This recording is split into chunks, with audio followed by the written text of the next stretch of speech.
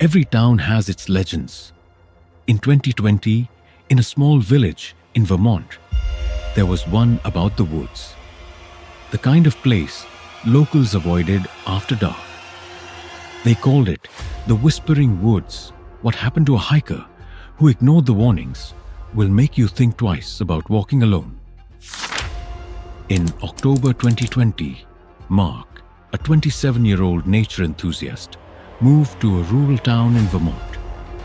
He'd heard about the nearby woods, how locals said they were cursed, how people heard whispers at night, but Mark dismissed it as just another small town myth.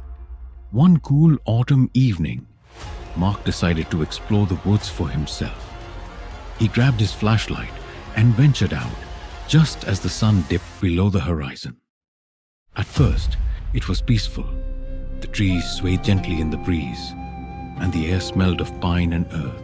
But as the path twisted deeper into the forest, the atmosphere changed.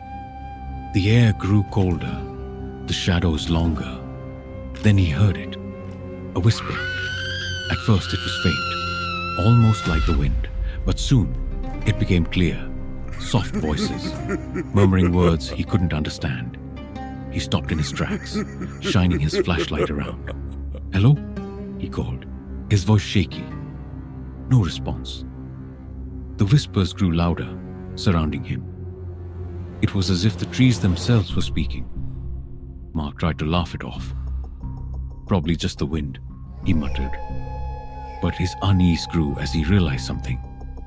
The forest was completely silent.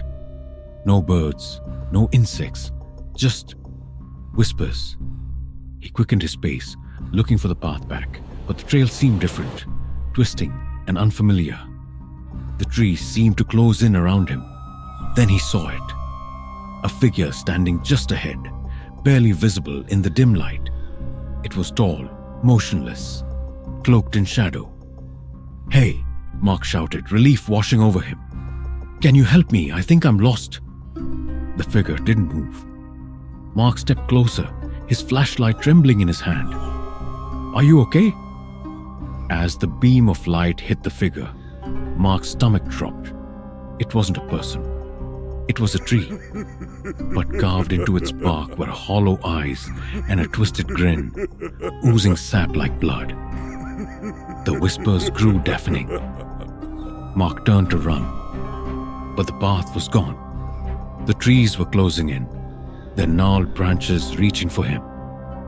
Then he felt it, cold breath on the back of his neck. He didn't dare turn around. He sprinted blindly, crashing through the undergrowth. Finally, he burst out of the woods and onto the main road, gasping for air. When he turned back, the woods were silent again.